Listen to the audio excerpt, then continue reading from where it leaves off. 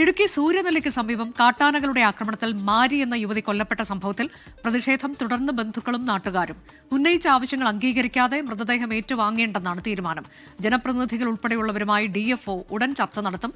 അതേസമയം കാട്ടാന വീണ്ടും സൂര്യനെല്ലിക്ക് സമീപം ഇറങ്ങി ആനയെ തുരത്താൻ ശ്രമം തുടരുകയാണ്. രാഹുൽ വിജയൻ വിവരങ്ങളുമായി. രാഹുൽ, 2 ആനകൾ ഉണ്ടായിരുന്നു എന്നതാണ്. ഇതിലിപ്പോൾ ഒരു കാട്ടാന വീണ്ടും ആ പ്രദേശത്തേക്ക് എത്തിയിരിക്കുന്നു എന്നുള്ളത് വലിയൊരു ആശങ്കയാകുന്നുണ്ട്. ഇതിനിടെ നാട്ടുകാർ അവരുടെ പ്രതിഷേധം തുടരുകയാണോ? അനുജ, ഒരാനയല്ല 2 ആനയും ഇവിടെയുണ്ട്. ഈ ജനവാസ മേഖലയോട് ചേർന്നുള്ള പ്രദേശത്ത് തന്നെ 2 ആനയും നിലയുറപ്പിച്ചിട്ടുണ്ട്. ആ 2 ആനയുടെ കൂട്ടമായിരുന്നു. അതായത് ഒരു പിടിയാനയും അതിന്റെ ഒരു കുട്ടിയാനയും ഒപ്പം ഉണ്ടായിരുന്നു എന്നുള്ളതാണ് വളരെ പ്രധാനപ്പെട്ട കാര്യം. അത് ഇവിടെ ഉണ്ട് എന്നുള്ളതാണ്. ഈ RRT സംഘത്തെയൊക്കെ കണ്ടില്ലേ, അവർ ആനയെ തുരത്തിക്കൊണ്ടിരിക്കുകയാണ്. ഇതിനോട് തൊട്ട് ചേർന്നുള്ള പ്രദേശത്താണ് ഈ കാട്ടാന ആക്രമണം രാവിലെ ഉണ്ടായത്. നമ്മളിപ്പോൾ നിൽക്കുന്ന ഈ പ്രധാനപ്പെട്ട റോഡ് അത് സൂര്യനെല്ലിയിൽ നിന്ന് സിംഗ് ബോഡിമെട്ടിലേക്ക് പോകുന്ന വഴിയാണ്. ഈ വഴിയുടെ അപ്പുറ വശത്തേക്കാണ്. അതായത് ഇതിപ്പം നിലവിൽ നിൽക്കുന്ന ആ വശത്ത് നിന്ന് അതിന്റെ ആ റോഡ് മുറിച്ച് കടന്ന് എതിർവശത്തേക്ക് പോകേണ്ടതുണ്ട്. അതിനു വേണ്ടിയിട്ടുള്ള ഒരു ദൗത്യമാണ് നിലവിലൂടെ നടക്കുന്നത് എന്നുള്ളതാണ് ഏറ്റവും പ്രധാനപ്പെട്ട കാര്യം. അല്പസമയം മുമ്പ് കാട്ടാനയുടെ ദൃശ്യങ്ങൾ നമ്മൾ കണ്ടതാണ്. നിലവിൽ ആന ഈ തൊട്ടടുത്ത് തന്നെ ഇങ്ങോട്ടേക്ക് കയറി വന്നുകൊണ്ടിരിക്കുകയാണ്. എത്രയും വേഗം അതിനെ ഈ റോഡ് മുറിച്ച് കടത്തി വിടേണ്ടതുണ്ട്. കാരണം നിരന്തരമായിട്ട് ഇങ്ങനെ വാഹനങ്ങൾ വന്നുകൊണ്ടിരിക്കുന്നതാണ്. വാഹനയാത്രികർ വിനോദസഞ്ചാരികളാണ്. അവർക്കൊന്നും ഈ സ്ഥലം അത്ര പരിചയമുള്ളതായിരിക്കില്ല. ആന വന്നു കഴിഞ്ഞാൽ പെട്ടെന്ന് എന്താണ് ചെയ്യേണ്ടത് എന്നുള്ള കാര്യം പോലും അറിവുണ്ടായിരിക്കില്ല. അതുകൊണ്ട് തന്നെ ഈ ആനയെ ഈ റോഡ് മുറിച്ച് കടത്തി സുരക്ഷിതമായിട്ടുള്ള സ്ഥലത്തേക്ക് മാറ്റുക, അത് ആളുകൾക്കും അങ്ങനെ ഒരാവശ്യമുണ്ട്. അതിന്റെ ഭാഗമായിട്ടാണ് ഈ ദൗത്യം ഇവിടെ നടക്കുന്നത് എന്നുള്ളതാണ് ഏറ്റവും പ്രധാനപ്പെട്ട കാര്യം. എന്തായാലും മാരിയുടെ മൃതദേഹം പോസ്റ്റ്മോർട്ടത്തിനായി ഇടുക്കി മെഡിക്കൽ കോളേജിലേക്ക് മാറ്റുകയും ചെയ്തിട്ടുണ്ട്. പക്ഷേ ഈ നാട്ടുകാർക്കും അതുപോലെ തന്നെ ബന്ധുക്കൾക്കും ചില ആവശ്യങ്ങളുണ്ട്. 15 ലക്ഷം രൂപ നഷ്ടപരിഹാരം, അതുപോലെ തന്നെ 2 കുട്ടികളുടെ വിദ്യാഭ്യാസം പൂർണ്ണമായിട്ടും ഏറ്റെടുക്കേണ്ടതുണ്ട്.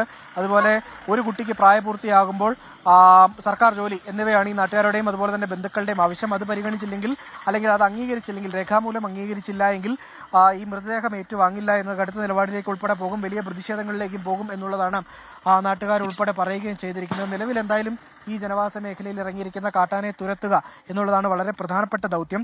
ഇത് നേരെയും ശക്തിവേൽ എന്ന് പറയുന്നൊരു വാച്ചർ ഉണ്ടായിരുന്നു. മുൻപ് 2023 കാട്ടാന ആക്രമണത്തിൽ അദ്ദേഹം കൊല്ലപ്പെട്ടിരുന്നു. ആ കൂട്ടത്തിലുണ്ടായിരുന്ന ആനയാണ് നിലവിൽ ഇന്നിപ്പോൾ ഈ മാരിയെയും കൊലപ്പെടുത്തിയെന്നുള്ളതാണ് മനസ്സിലാക്കാൻ കഴിയുന്നത്. ആ കൂട്ടത്തിലുണ്ടായിരുന്ന ആനകൾ കൂട്ടം പിരിഞ്ഞതാണ്. 2 ആനകളുടെ കൂട്ടമായിട്ട് അത് മാറുകയും ചെയ്തിട്ടുണ്ട്. ആന അക്രമകാരിയാണ്, മുൻപും ആളുകളെ ആക്രമിച്ചിട്ടുള്ളതാണ്. അതുകൊണ്ട് തന്നെ കൃത്യമായിട്ടുള്ള ജാഗ്രത, കൃത്യമായിട്ടുള്ള ഒരു നിരീക്ഷണം ഇതിന്റെ മേൽ ഉണ്ടാകേണ്ടത് അനിവാര്യമാണ്. RRT എന്തായാലും കൃത്യമായിട്ടുള്ള നിരീക്ഷണം ഇവിടെ നടത്തിക്കൊണ്ടിരിക്കുകയാണ്. എല്ലാ തരത്തിലും ഇതിനെ ഈ പ്രദേശത്ത് നിന്ന് ഓടിക്കുക, അതായത് ഒരു 150 മീറ്റർ മാറിയാൽ ഈ സൂര്യനെല്ലി ടൗൺ ആണ്. അവിടെ പോയാൽ വലിയ പ്രശ്നങ്ങളും പ്രതിസന്ധികളും ഉണ്ടാകും. ഈ റോഡ് മുറിച്ചു കടന്നാൽ പോലും ജനവാസ മേഖലയാണ്, ആളുകൾ താമസിക്കുന്ന ഒരു പ്രദേശമാണ്. അവിടേക്ക് ഇറങ്ങിയാലും രാവിലത്തേന് സമാനമായ ഒരു സാഹചര്യം ഉണ്ടാകാൻ സാധ്യതയുണ്ട് എന്ന് വനംവകുപ്പ് കണക്കുകൂട്ടുന്നു. മാത്രമല്ല ആനത്താരയുണ്ട്. ആ ആനത്താരയിലൂടെ അതിനെ സുരക്ഷിതമായിട്ട് ഒരു വനമേഖലയിലേക്ക് വിടുക എന്നുള്ളത് മാത്രമാണ് നിലവിൽ വനംവകുപ്പിന്റെ മുൻപിലുള്ളൊരു മാർഗം. അതിനു വേണ്ടിയിട്ടുള്ളൊരു നടപടിയാണ് ഇവിടെ പുരോഗമിക്കുകയും ചെയ്യുന്നത് എന്നുള്ളതാണ് ഏറ്റവും പ്രധാനപ്പെട്ട കാര്യം. എന്തായാലും ആളുകൾ വലിയ ആശങ്കയിലാണ് എന്നുള്ളതാണ്.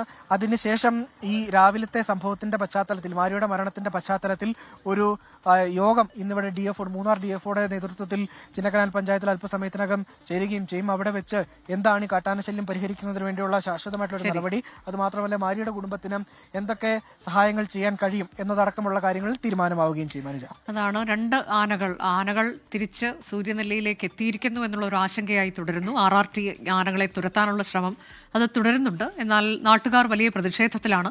അവർക്ക് ഉറപ്പുകൾ രേഖാമൂലം എഴുതി നൽകുക എന്നുള്ള ആവശ്യത്തിൽ നിന്ന് അവർ പിന്മാറുന്നില്ല.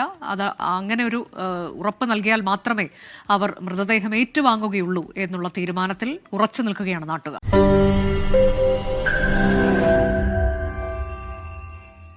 ലോകത്തെവിടെയായാലും ഏത് സമയത്തും 24 വാർത്തകളും ഓഗ്മെന്റഡ് റിയാലിറ്റി പാക്കേജുകളും എക്സ്പ്ലെയിനറുകളും വിശദമായി കാണാൻ ഞങ്ങളുടെ YouTube ചാനൽ നിങ്ങൾക്ക് സബ്സ്ക്രൈബ് ചെയ്യാം.